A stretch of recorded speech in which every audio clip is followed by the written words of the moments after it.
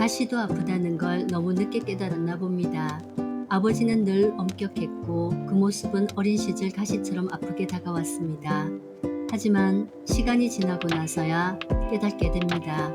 그 가시는 꽃과 열매 그리고 가족을 지키기 위한 것이었다는 것을. 이 수필은 가시나무와 참새의 이야기에 빗대어 엄격했던 아버지의 사랑과 늦게 도착한 이해를 담은 이야기입니다. 가시도 아프다.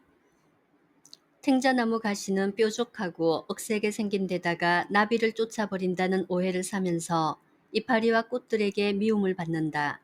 어느 날 가시는 주변으로 거미줄을 치고 걸려든 실잠자리, 여치 등 다른 곤충들을 잡아먹는 점박이 거미를 혼내준다. 이파리나 탱자나 가지는 그런 가시를 무서워하며 이제까지처럼 빈정거리지 않고 피하기만 한다. 가시는 더 외로워진다. 어느 가을날 솔개에게 쫓겨온 참새를 숨겨준다. 이후 가시와 참새는 친구가 된다. 참새는 가시에게 향기가 있다는 말을 하고 가시는 꿈을 품는다. 참새 말처럼 정말 마음에 어떤 향기가 있다면 누구한테나 나눠주고 싶은 꿈. 눈이 소복이 쌓인 날, 삭정이가 되어 땅에 떨어진 가지에 붙어있는 가시는 눈 속에 묻혔다가 눈이 녹으면 햇볕에 마르기를 여러 번 되풀이한다. 겨울 바람이 싱싱 불어대던 날, 들판에서 연을 날리던 아이들이 몰려와 모닥불을 피운다. 가시는 피어오르는 불꽃 속에서 재가 되어 간다. 비록 꽃이 되어 향기를 나누어 주지 못하지만 아이들 손을 녹여주며 따뜻함을 다 쏟아낸다. 그리고 봄, 탱자나무 가지에 앉은 참새는 어디선가 풍기는 가시의 향내를 맡는다. 가시가 재가 된 자리에서 핀 제비꽃, 제비꽃은 바람을 따라 그 향기를 풍긴다. 김병규 선생님의 가시도 아프다라는 동화이다. 10번을 더 읽으면서도 매번 나는 감동에 젖는다. 가시의 참모습을 보지 못하는 우리의 무명을 일깨우기 때문이다. 이 동화로 아이들과 책 수업을 하면서 나는 그동안 주변에서 사람들이 보여준 가시의 참모습을 다시 생각해 보려고 애를 썼다. 그러던 지난 수요일 수업을 하고 밤길을 운전하던 중 문득 아버지 생각이 나는 것이었다. 손가락 수술을 받은 아버지가 또 치질 수술을 받아야 했다. 옆에서 수발을 들어줄 사람이 필요해 엄마가 아버지에게 내려갔다가 돌아왔다. 아버지에 대한 이런저런 이야기를 나눴기 때문일까? 가족들에게 가시로 살아온 아버지의 모습이 떠올랐다. 우리 삼형제를 아버지는 엄격하게 키우셨다. 작은 실수도 그냥 넘어가지 않았다. 게으른 여유 따위를 부릴 수도 없었다. 깐깐한 아버지 옆에 있는 일이 불편했다. 반발하거나 불평할 엄두도 내지 못하고 억울하게 생각했던 것도 같다. 시험 성적이 안 좋을 때는 언제 떨어질지 모르는 불호령에 온몸이 오그라들 판이었다. 지금이야 가족들이 모두 모인 자리에서 지난날 아버지의 절대 권력을 거론하며 비판이라도 할 수 있지만 그땐 먹히지도 않았을 것이었다. 특히 엄마가 힘들 때가 많았다. 만사의 까다로운 아버지였으니 그 비위 맞추기가 보통 힘든 일이 아니었을 것이다. 식구들이 함께 웃다가도 아버지가 들어오면 긴장감이 돌았고 우리들은 각자 방으로 흩어지곤 하였다. 아버지는 늘 날 세운 가시처럼 보였다. 그리고 우리는 그 가시를 거북해 했다.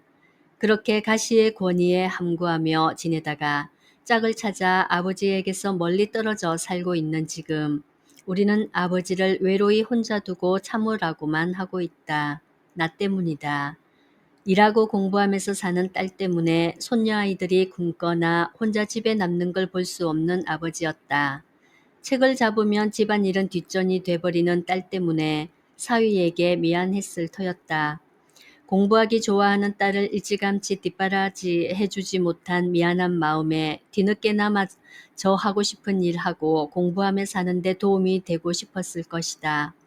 꼬장꼬장한 당신 옆에서 신경 쓰는 것보다 딸내에서 손녀아이들과 지내는 게 훨씬 정신 건강에 좋을 거라며 엄마의 등을 떠밀었던 아버지였다. 사실 지금이나 예전이나 아버지가 우리에게 보여준 가시는 세상으로부터 우리를 지키려는 보호장치이자 스스로 떳떳한 아버지로 남기 위한 자구책이 아니었던가 싶다.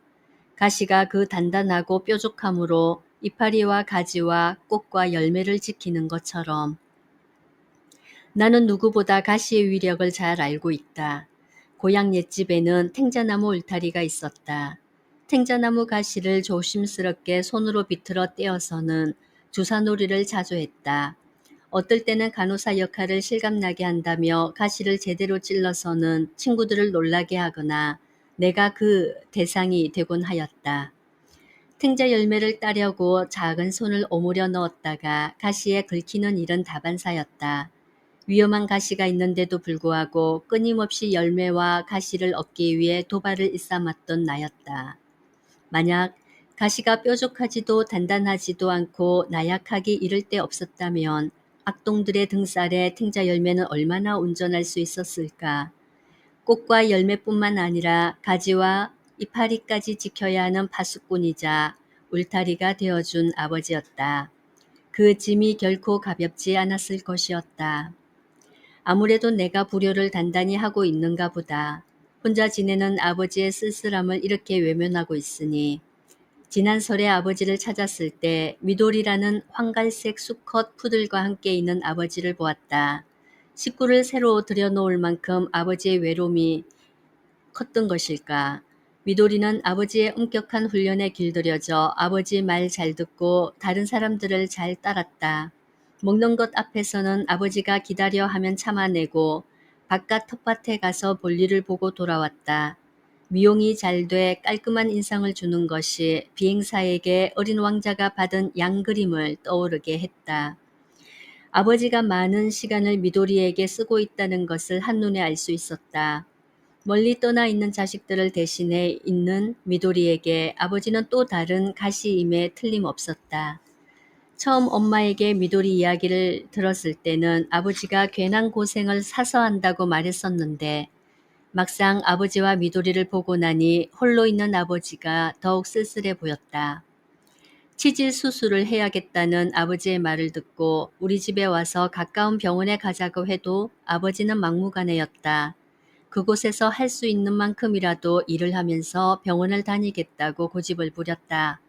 당신 없으면 마치 사택에 되는 일이라곤 하나 없는 것처럼 말한다.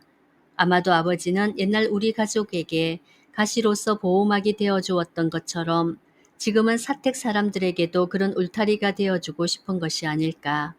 그쪽 일 그만두고 우리랑 함께 살자고 했더니 아버지는 지금 하는 일이 좋다고 말했다. 일에 있어서 철두철미한 성격이니 몸을 사리지 않는다. 그래서 이번 손가락 사고도 있었던 거였다. 아버지의 고집센 가시가 마음을 앤다. 가시도 아프다를 읽고 아버지를 떠올려 보았다. 지금도 우리에게 선물 같은 아버지의 향기에 감사한다. 아버지 하고 불러본다. 대답 없이 우리에게 걸어오는 아버지의 얼굴에 옅은 미소가 보인다. 젊은 날 가시를 꼿꼿이 세워 우리를 지켰던 아버지가 흰 머리카락 수북한 할아버지가 되어 모가 향기를 몰고 온다. 나는 아버지를 떠올리면 늘 모가 향이 코끝에 흐른다.